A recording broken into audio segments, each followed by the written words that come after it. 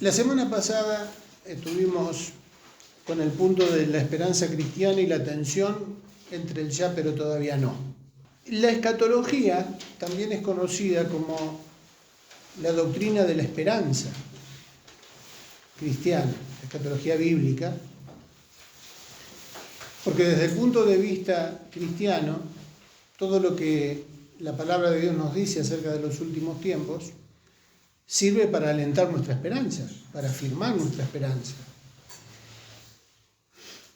Como habíamos visto también, la escatología se aprovecha y hay que aprovecharla para la predicación del Evangelio, para aquellos que aún no creen. El mundo tiene que saber cuáles son los propósitos de Dios. No para predicar un evangelio especulando con el miedo, con el terror, sino con el amor de Dios. Dios nos ama de tal manera que nos quiere librar. ¿De qué? De la ira. De su ira. Parece algo contradictorio, ¿no? Como un Dios de amor tuvo que enviar a su Hijo a morir por mí para librarme de su ira. Y a que me decía, papá. Por supuesto. O sea, es un tema que necesitamos saberlo manejar. Por eso la importancia de estudiar la palabra, de saber lo que es la buena noticia de salvación, porque justamente ahí es donde vemos el corazón de Dios, lo que Dios preparó para nuestra salvación y lo que está destinado para este mundo y para aquellos que rehusaron el amor de Dios, que le dieron la espalda.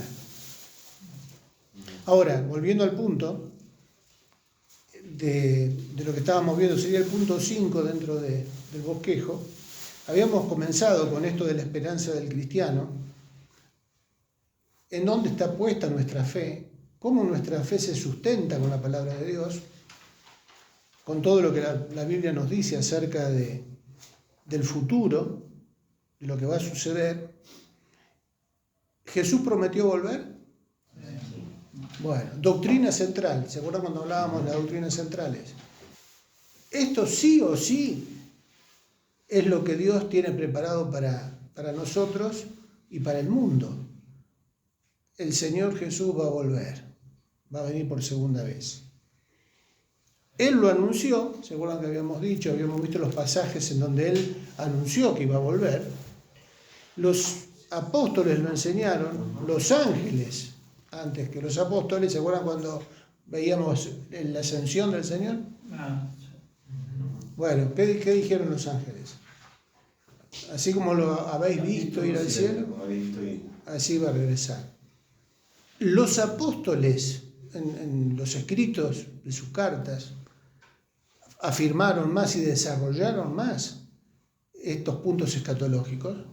Jesús solamente hizo el enunciado, pero después los apóstoles lo desarrollaron de una manera más amplia en sus cartas. Y en el punto B tenemos el destino de la iglesia.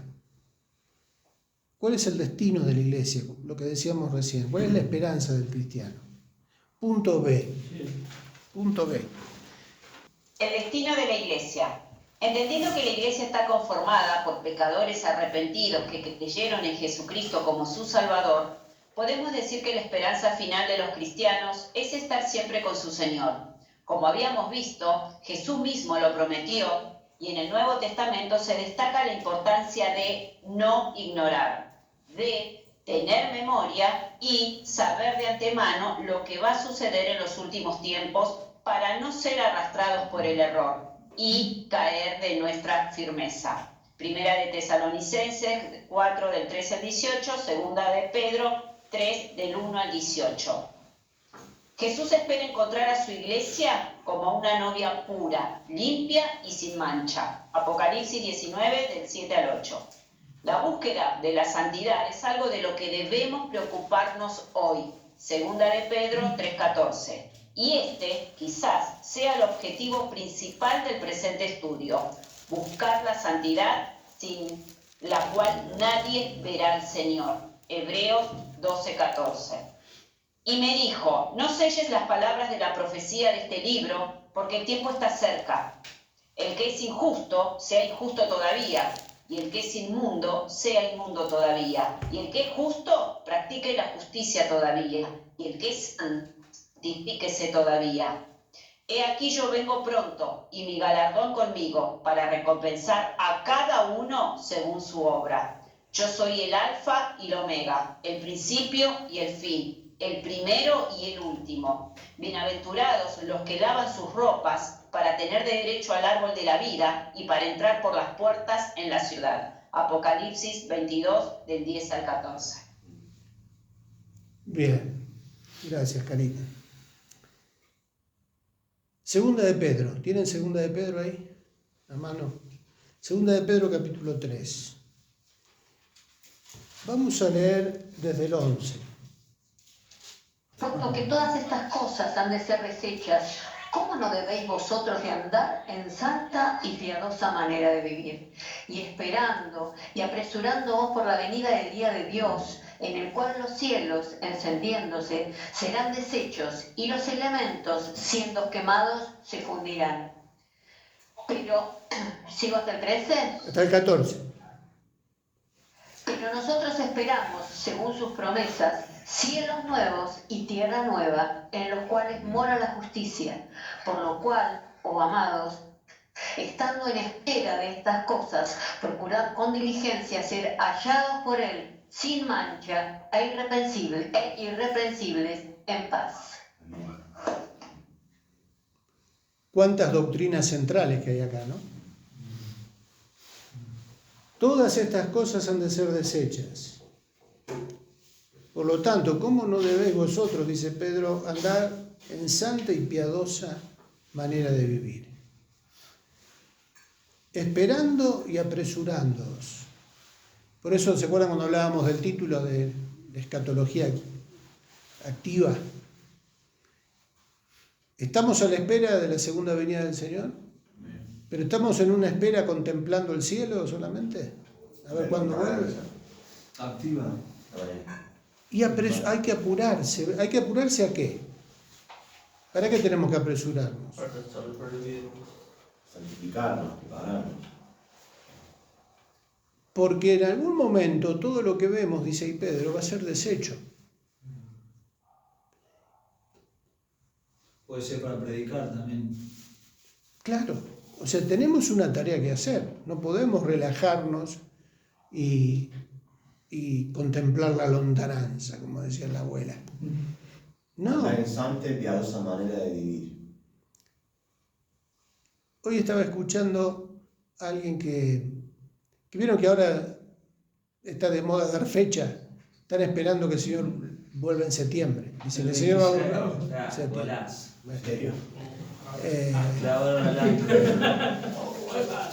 Ya está, faltan 15 días. Ojalá.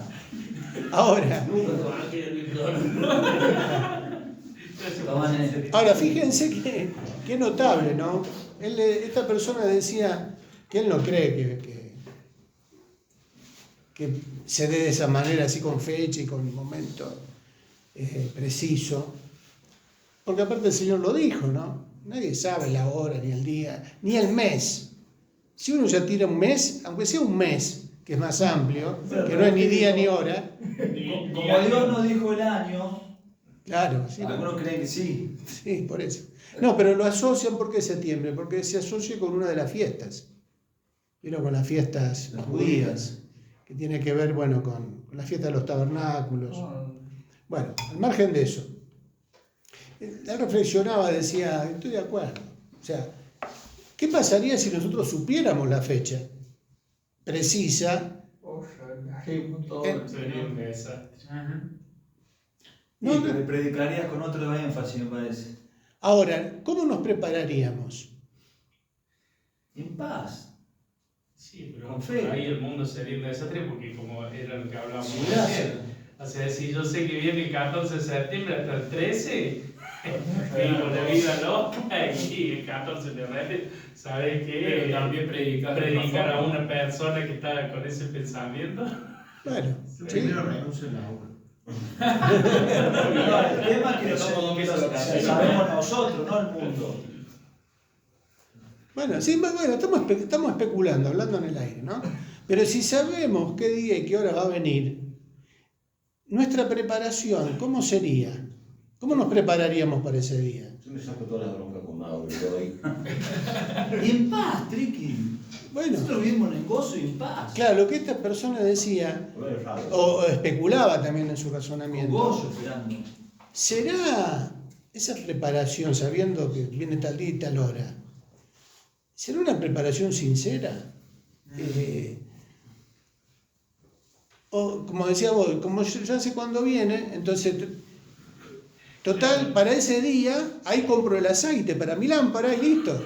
2 días antes, Ahora, alguno y otra vez, claro. si yo no sé la fecha y la hora, estoy obligado a estar preparado todos los días de la misma manera. No sabiendo la hora, especulo y me relajo, pero cuando llegue el tiempo, porque ya sé cuándo viene, ahí me empiezo a preparar. Eso olvidate, se queda de una. Bueno, pero por eso, yo creo que por esa razón el Señor no quiso revelar ni el día ni la hora, para que todos los días estemos preparados Pero para aparte el Señor puede venir encontrarnos. a tu vida. Por eso digo, si Y yo sabes sé si que, va a vivir pero no mañana. solamente sabiendo que el Señor viene, si me toca partir antes que el Señor venga, ¿cuándo sé yo cuándo voy a Cuando partir? salimos de acá, Bueno, vienen a buscar tu alma. Entonces, por esa razón, todos los días tenemos que buscar estar preparados para cuando el Señor venga, porque esa es una doctrina central, es una verdad irrefutable. El Señor va a volver porque Él lo prometió y Él siempre cumplió lo que prometió. Entonces yo tengo que prepararme como si viniera dentro de un rato. Si yo sé cuándo viene y bueno, digo, bueno, tengo tiempo. De acá a fin de semana me preparo. No es Eso no es fe. no es genuino, no es sincero, no es Estás una... especulando mira, con la un salvación. ejemplo interesante con lo que vos estás diciendo como para seguir en esta amplitud de pensar. Estamos divagando, perdón los hermanos, es el divague emanuelista faldense cordobés. Acá deliramos mucho, Pero pero fíjate fíjate que sin entrar en detalle del caso que te contaba hace un par de martes atrás de esa persona que te comenté, en una charla posterior, ¿sabes qué expresó? Que por ahora no quería seguir conversando de las cosas del Señor, que estaba buscando dirección y que la verdad que por ahora estaba cómodo con la decisión que había tomado, ¿sí? Ahora, yo pensaba en esto, qué locura, porque en realidad lo que hay es una carencia de fe, de amor, de temor de Dios, porque aún especula con que el Señor no está. ¿Qué pasaría si esa persona supiera que un día viene el Señor, que hay una fecha y una hora? ¿Y sabe qué creo yo? Que en esa condición, esa persona, que podríamos ser nosotros, gracias a Dios, no, haría exactamente lo mismo. Creo yo haría exactamente lo mismo. Pero el que se santifica todavía, se santificaría más. Porque no hace por fe, el que tiene fe ama al Señor, busca. Su lucha va a ser la misma, por temor, por servicio, por guardarse, aún si supiera que viene mañana. Creo que no tomaría la actitud de libertinaje. Viene el Señor, pero yo hacer lo que no hice nunca. No, todo lo contrario. Creo eso. Al final y al cabo es el corazón, que ama de verdad. Bueno, vamos a tratar de cerrar con nuestros divagues. Pero Invitamos a los hermanos conectados, si quieren sumarse a nuestros divagues o a nuestras teorías, aporten si quieren, no hay problema.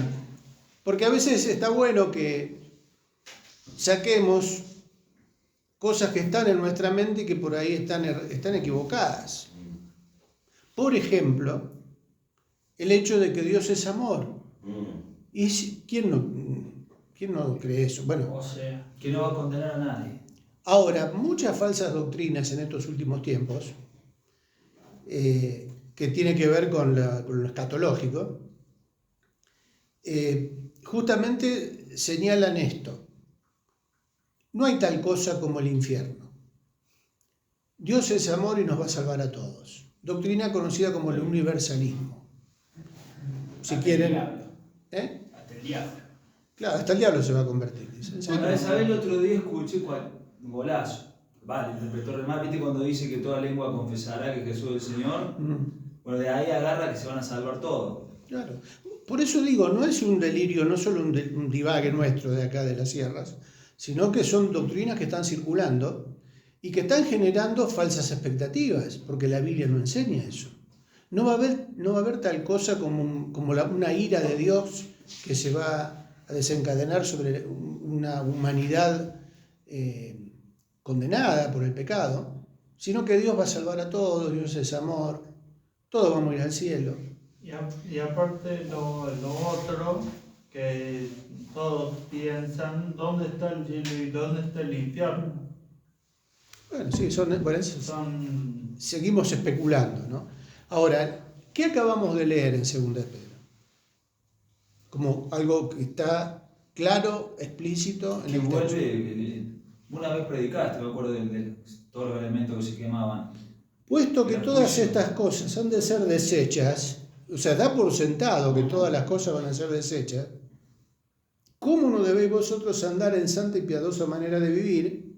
Bueno, lo que leíamos recién, en el cual los cielos encendiéndose serán deshechos, y los elementos ardiendo, y los elementos siendo quemados se fundirán. Pero nosotros esperamos, según sus promesas, cielos nuevos y tierra nueva. Procurad, dice el versículo siguiente, por lo tanto, porque esto va a suceder, no es chiste, no es que no va a pasar nada. Por lo cual, amados, estando a la espera de estas cosas, procurad con diligencia ser hallados por Él sin mancha e irreprensibles en paz. Doctrinas centrales, cosas que van a suceder. En la iglesia nosotros tenemos que esperar que eso suceda, pero después para la iglesia hay un destino final en donde, bueno, vamos a estar con el Señor para siempre, en donde, bueno, todo lo que seguimos viendo ahí, ¿no? Lo que el Señor le decía a Juan en Apocalipsis, sobre no sellar las palabras de esta profecía. En algún momento Dios le dijo a Daniel que selle las palabras de la profecía. Y Daniel está muy relacionado con Apocalipsis. O sea, todavía no era el tiempo para que ciertas cosas se dieran a conocer. Pero en Apocalipsis a Juan le dice, no selles las palabras de esta profecía, no ocultes esta información, esta revelación, este Apocalipsis, hay que darlo a conocer, hay que contar esto. Por algo lo tenemos en la palabra de Dios, ¿no? Dios quiso revelar esto, no para que sea algo secreto solamente para Juan en ese momento, sino que él dijo, escribe esto. Cuando Dios dice escribe, es porque quiere que lo que está registrado se conozca. Y nosotros tenemos la responsabilidad también de darle continuidad, como se acuerdan, habíamos hablado la otra vez de la continuidad profética. La iglesia de Jesucristo hoy tiene que seguir dando a conocer todo esto que Dios reveló. Por eso la importancia de, por lo menos, conocer lo básico de la escatología. Y me dijo, no selles las palabras de la profecía de este libro porque el tiempo está cerca. Punto C. Acá vamos a detallar algo que adelantamos la semana pasada, eso de la tensión entre el ya, pero todavía no. ¿Lo tenés, Gera? Sí, leo el punto C. Sí. El ya, pero todavía no. La esperanza está fundamentada en la obra consumada por Cristo en el pasado histórico y ella misma garantiza su cumplimiento final efectivo en nuestro futuro histórico. Podríamos hablar aquí también que esta tensión es un periodo de transición entre la obra que el Espíritu Santo comenzó cuando irrumpió en la historia de la Iglesia, Pentecostés, y a partir de ahí en nuestras propias historias y el regreso de Cristo, donde tendrá lugar el completamiento del cuadro profético. No es que a partir de su regreso vamos a ser, ya somos, pero nuestra condición natural necesita de la manifestación final del Señor para que experimentemos la transformación que nos permitirá disfrutar de su gloria. Ahí en 1 Corintios 15 se desarrolla la doctrina de la resurrección. ¿Se acuerdan ese pasaje donde Pablo habla de la transformación de nuestro cuerpo, de la resurrección? Que Jesús fue el primogénito de los que durmieron. Doctrina central. Va a haber una resurrección, pero futura, pero también habíamos visto que ya somos resucitados. Y en Colosenses 3:4, ¿qué dice? Cuando Cristo vuestra vida se manifieste, entonces vosotros también seréis manifestados con Él en gloria. Cuando en la materia o en la serie en sus pasos vemos el punto de la glorificación del Señor, para aquellos que le hicieron, recordarán que dividimos esa serie en 3 partes: su preexistencia, su encarnación y su glorificación. Y cuando veíamos la glorificación del Señor, la glorificación plena, justamente hablábamos de este punto en donde ya el Señor está glorificado en la presencia del Padre, pero también hablábamos de nuestra glorificación. Y justamente acá Pablo en Colosenses dice que vamos a ser manifestados con Él en gloria. Cuando también se dé la resurrección o la transformación de este cuerpo mortal en un cuerpo eterno, ahí vamos a pasar, bueno, el final del curso de escatología, el último punto del bosquejo, tiene que ver con el estado eterno. Vamos a llegar dentro del bosquejo al estado eterno. Cuando lleguemos al estado eterno, ahí es donde ya no va a haber más muerte, no va a haber enfermedad, no va a haber más paso del tiempo. O sea, estamos en la gloria plena con el Señor. Y eso es algo futuro. Cuando hablamos de ese estado pleno de gloria, va a ser en el futuro. Pero también ya somos glorificados. ¿En qué sentido? En lo que tenemos en la lista como ejemplo, en lo que sigue debajo. Porque ahí Pablo en Colosenses 3:4 dice: cuando Cristo vuestra vida se manifieste, entonces vosotros también seréis manifestados con Él en gloria. ¿En qué tiempo está hablando? ¿Qué tiempo verbal está hablando? Futuro. Tiempo futuro. Tiempo futuro. Entonces, ¿qué es esto de la tensión entre el ya pero todavía no? Estamos sujetos a tiempo nosotros.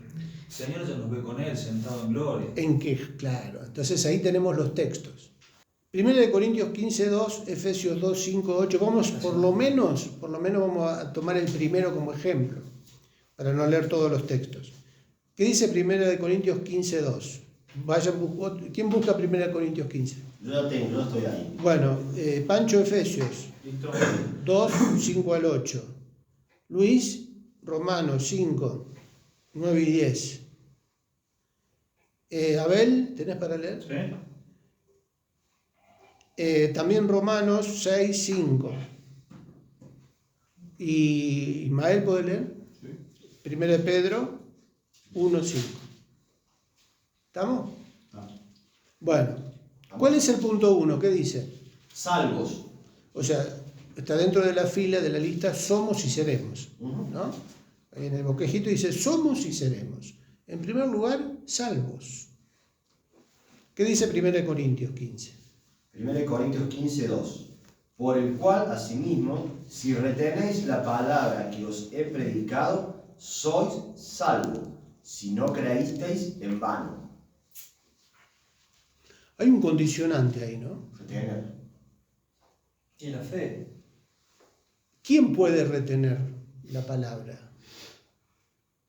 Aquel que la ama, que la desea, que la anhela. ¿Por qué? ¿Por qué tiene ese deseo de retener la palabra? Porque ha nacido nuevo. Porque hay algo espiritual que sucedió en esa vida, el nuevo nacimiento, que es lo que certifica que es un hijo de Dios.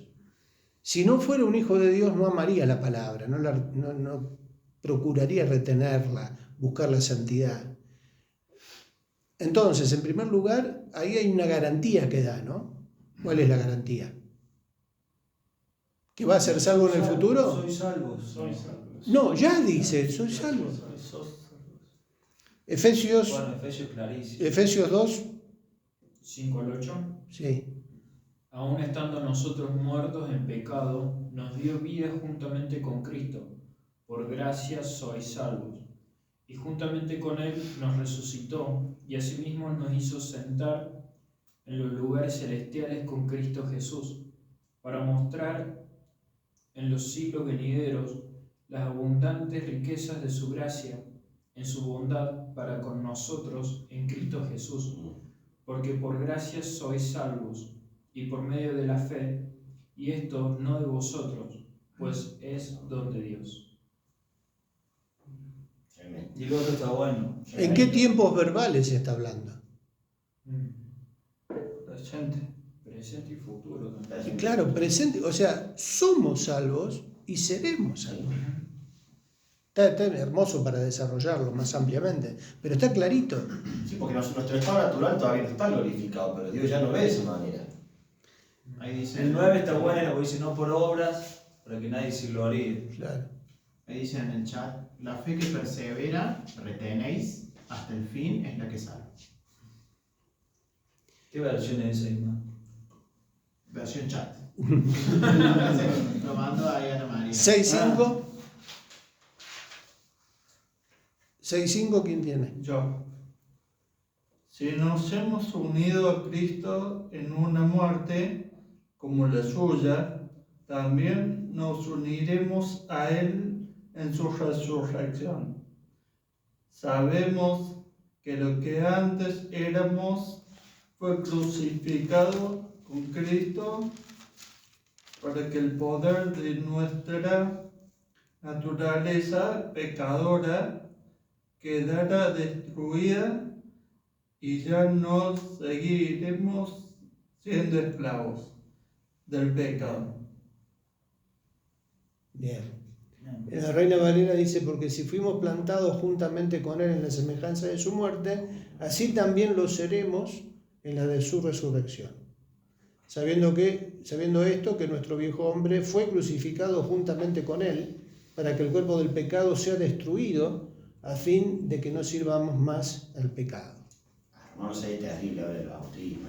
Es muy profundo esto, pero habla de una realidad espiritual, de que ya fuimos crucificados con Cristo, para que el cuerpo del pecado sea destruido. En ese momento ya pasamos a una situación eterna. O sea, somos crucificados con Cristo. Ahora acá volvemos, es como que si hablamos nosotros, es como que vamos al pasado, a la cruz, y ahí, juntamente con Cristo, estamos crucificados. Eso es apasionante, ¿no? Todavía no habíamos nacido y ya éramos eternos. Sí. Es tan profundo esto y tan hermoso, porque nos da certeza y garantía de salvación. A ver, ¿nos queda 1 de Pedro? Sí. 1.5. Sí. Bueno, en el 4 viene diciendo una herencia incorruptible, incontaminada e inmarcesible reservada en los cielos para vosotros, que sois guardados por el poder de Dios mediante la fe, para alcanzar la salvación que está preparada para ser manifestada en el tiempo postrero. Ahí dice para alcanzar la salvación. ¿Qué, no la tenemos ahora? Sí, pero la meta, para que se manifieste el fin de la Pero antes fíjate que dice que somos guardados. Por eso. Tremendo. Esa tensión entre el ya, pero todavía no. O sea, no lo tocamos El todavía. poder de Dios obrando en nuestro interior. de la misma manera tenemos el resto de los textos para santos, en donde ya somos santos, pero seremos plenamente santos, santificados con Él, cuando estemos en su presencia. También habla de resucitados, como que ya somos resucitados espiritualmente, pero va a haber una resurrección plena, completa. Dice que ya somos reyes. El primer pasaje de... Los que van a ser resucitados completamente, los que murieron, Ricardo. Sí, Nosotros que vamos a estar vivos. Bueno, Bueno, si es que estás vivo, pero cuando... Vamos, está vivo. Fe. Ahora que no sé si llegar a la carne. No sé si te dejamos ahí. Estaba muy seguro.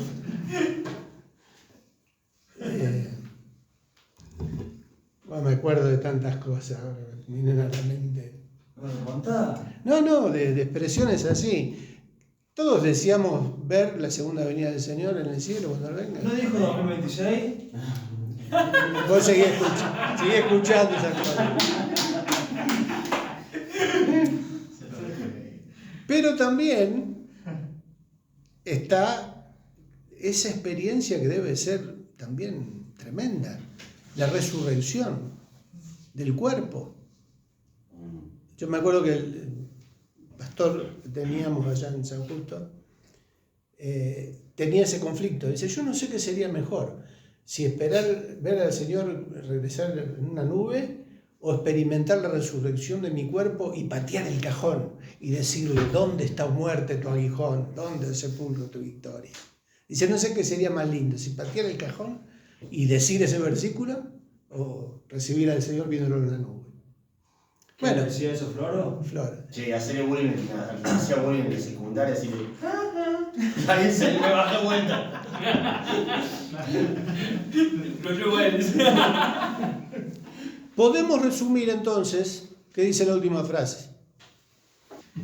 Podemos resumir que esta tensión entre el ya, pero no, pero todavía no, es lo que el creyente ya tiene, pero que no posee completamente. Bien. ¿Se entiende este punto entonces lo que significa esta tensión? Y eso nos mantiene vivos, activos. Claro. La fe. Y nos tiene que alentar porque a veces parece que todo se termina y que no tiene sentido y que cómo va a ser esa incertidumbre, ¿no? ¿Qué va a pasar? Acá ya tenemos lo que va a pasar. O sea, ya estamos hablando de escatología, de doctrina central, que para un creyente tiene que ser básico, tiene que ser fundamental. Esto en el discipulado lo vemos, la esperanza del cristiano. ¿Cuál es el destino eterno de los creyentes? Bueno, eso lo vemos en el discipulado, pero tenemos que reafirmarlo cada tanto, porque en esta vida tenemos que pasar por muchas pruebas y situaciones duras y conflictos y tensiones, y hay un desgaste lógico, y hay muchos que lamentablemente quedan en el camino. Y quedan en el camino por no reafirmarse en estas promesas.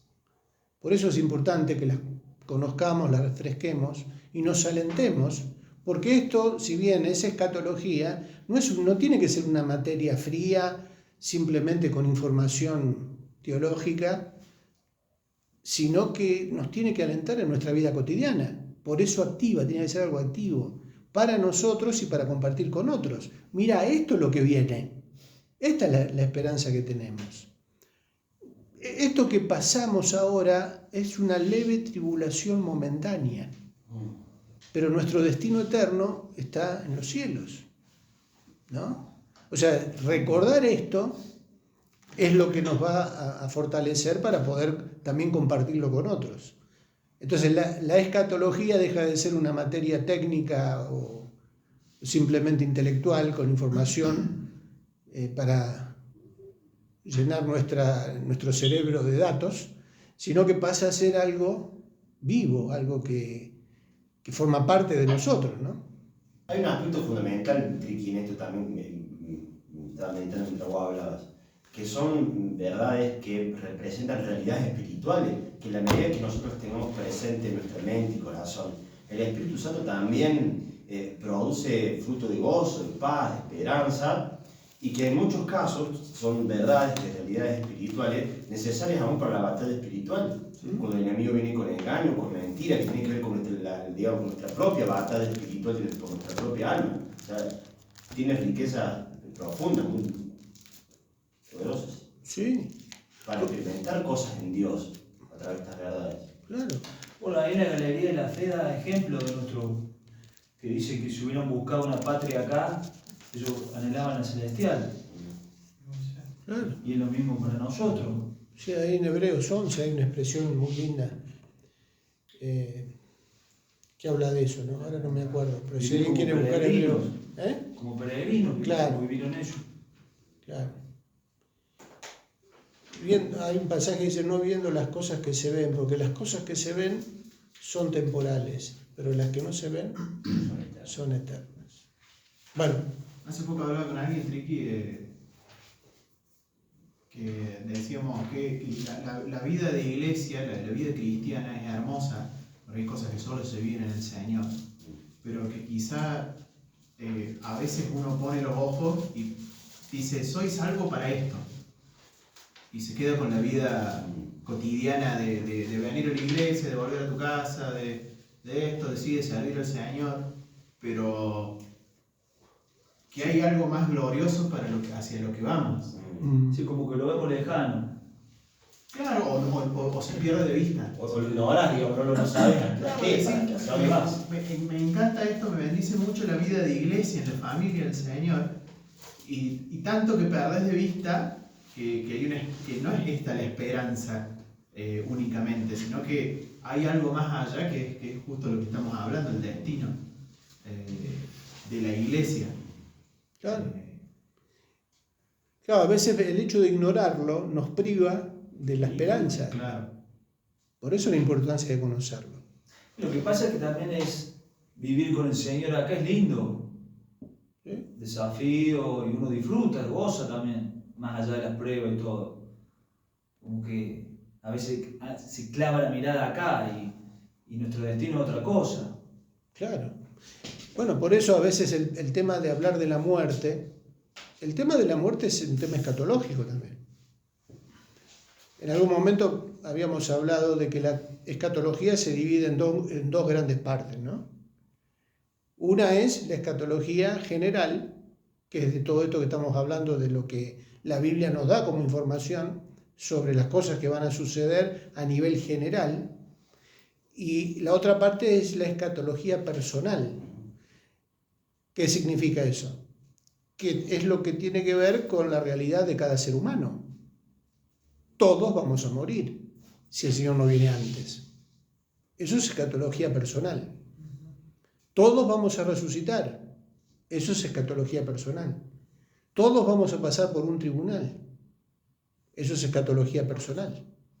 Vamos a tener que rendir cuentas delante de Dios. Tanto creyentes como incrédulos, ¿eh? También los incrédulos van a resucitar. Para el juicio. Pero van a resucitar. Sí. Doctrina central. Sí. Bueno, eso es escatología personal. Y por eso el tema de la muerte, ¿no? A veces uno no quiere hablar de la muerte porque es triste hablar de o sea, triste. Nos duele cuando alguien parte, cuando alguien es amado, y cuando alguien piensa en la posibilidad de dejar este mundo por ahí, por alguna enfermedad o por un accidente o por lo que sea, te genera preocupación o dolor. ¿Por qué? Porque en el Señor nosotros tenemos la posibilidad de disfrutar de la vida en Cristo acá. Pablo decía, no sé qué es mejor, ¿no? Él tenía esa duda, pero sabía dónde iba. Sabía que lo que le esperaba, el estar con Cristo es mucho mejor. Aparte había recibido un adelanto. Claro, el estar con Cristo. Claro, ya algo había experimentado, ya sabía lo que venía. Pero no es que dejaba de disfrutar la vida en Cristo en la tierra, porque le estaba sirviendo. Todos estos temas es bueno que se hablen.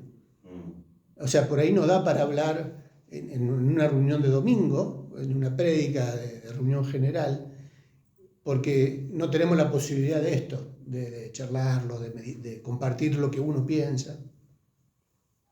Pero la Biblia nos dice, nos adelanta todo esto.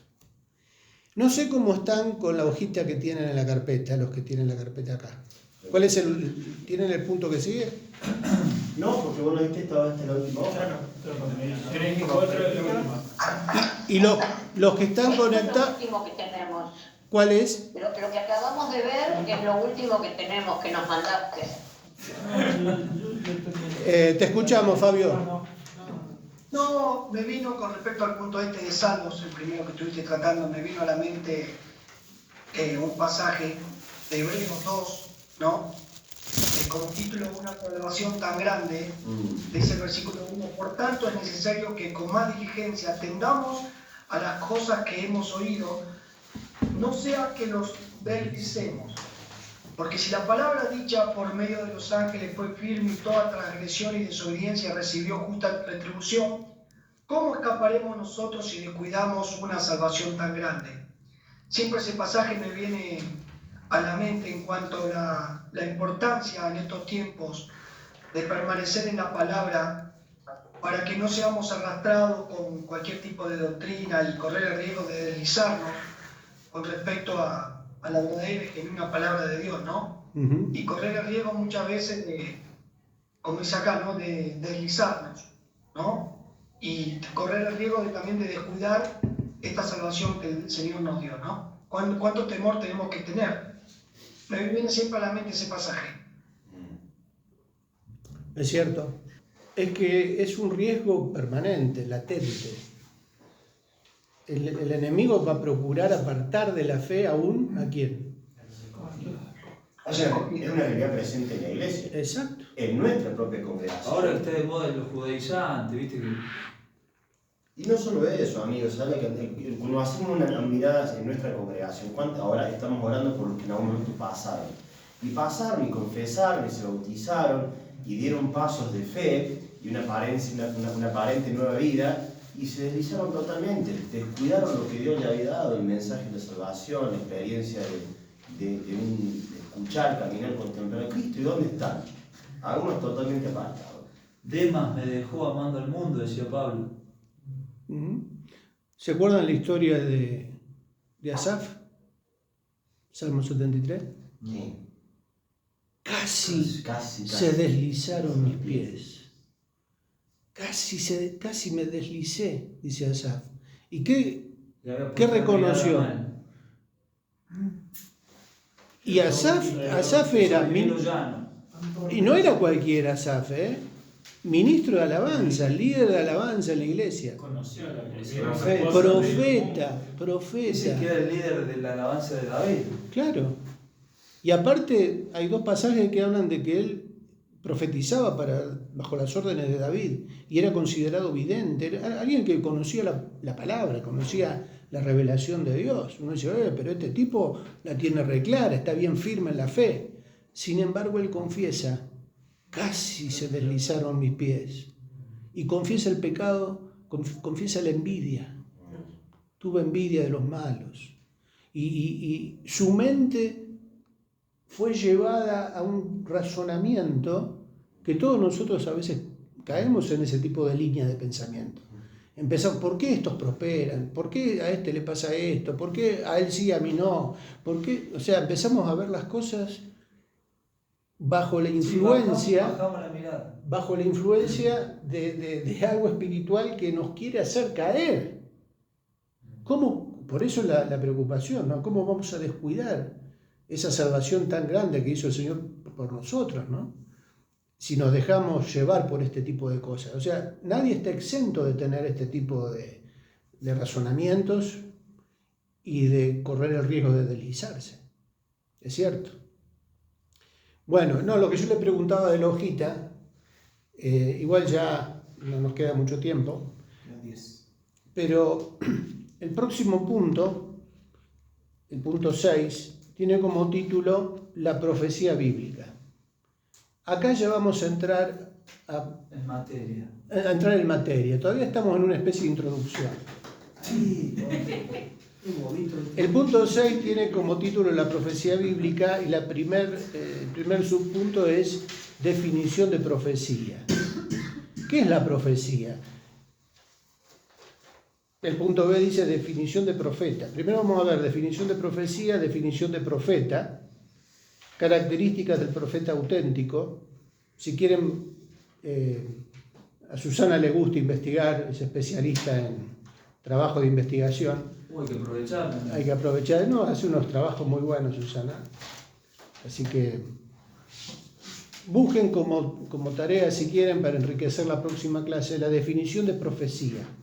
¿Qué es la profecía? ¿Y qué es un profeta? Ahí yo creo que nos vamos a dar cuenta que a veces nuestro concepto de profecía es muy limitado, muy parcial. A veces limitamos la profecía o el término profeta a alguien que se dedica a anunciar las cosas que van a suceder en el futuro. Y que la profecía es algo que anuncia lo que va a venir. Sí, el que predica la palabra. Entonces, ¿Querés que la lea? con ganas de leer. Ya no van. Bueno, si querés leer, ¿qué es la profecía? ¿Qué entendemos por profecía? También había googleado yo el significado. Bueno, léelo ahora, no dejas con la gana. Definición de profecía. Es un mensaje divinamente inspirado y proclamado a través de los profetas. La Biblia es esencialmente una palabra profética. Dios trasciende del tiempo y del espacio y puede hablar a la vez del pasado y del presente y del porvenir. El apóstol Pedro, describe claramente las características de la profecía. Completen esa definición. ¿Sí? Porque también la Biblia es profecía pura, todo. Claro, por eso decimos ya ahí. está revelado todo, no hay que agregar nada. Por eso decimos ahí que la Biblia es esencialmente una palabra profética. Pero vamos a ver también la definición de profeta. ¿Qué es un profeta? Características de los profetas. Ahora, ¿por qué este punto 6 es importante? Porque justamente lo que tenemos en la mano es un libro profético. Y tenemos que entender las diferentes clases de profecía, que es una palabra que tiene un contenido, en este caso, como estamos viendo, escatológico, sobre el final de los tiempos, como algo que va a suceder, algo futuro, y qué es tener un don profético, por ejemplo, en la iglesia de hoy, cómo se desarrolla el ministerio profético. ¿Creemos en el ministerio profético de la iglesia? Sí. Yo creo. Yo lo creo, pero no como en el Antiguo Testamento. Bueno, por eso cuando hablábamos de la línea de tiempo, como que hasta Juan. Bueno, ¿cuál es la profecía? No actual en muchos lugares. ¿Cuál es la profecía mesiánica? Porque el Antiguo Testamento tiene profecía mesiánica, pero también tiene profecía, cuando hablábamos de Daniel, tiene profecía escatológica para el final de los tiempos.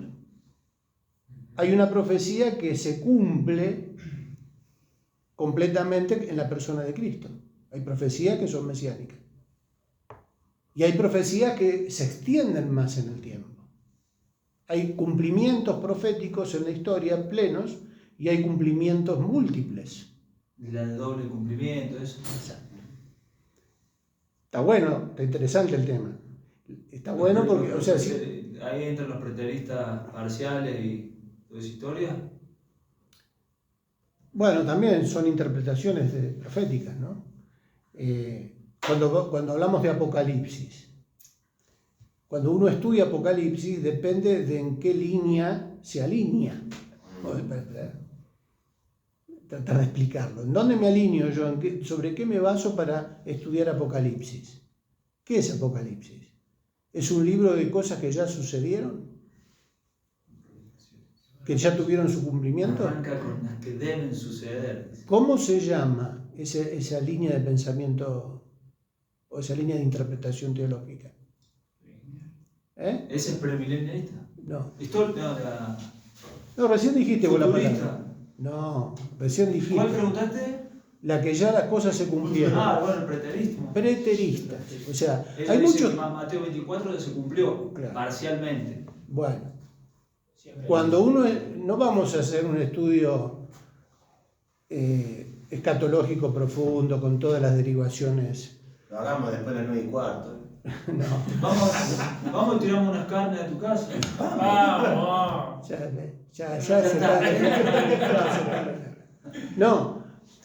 Está interesante porque si yo conozco las diferentes posturas, voy a saber por qué interpretan determinadas cosas diferentes a la que yo la entiendo. Porque capaz que yo estoy en otra escuela o en otra formación y entonces me resulta chocante la interpretación que tiene otra persona que es preterista, o que es futurista, o que es literal, o que es simbólica, alegoriza, y otro no alegoriza, sino que interpreta, por ejemplo, que el milenio son 1000 años literales.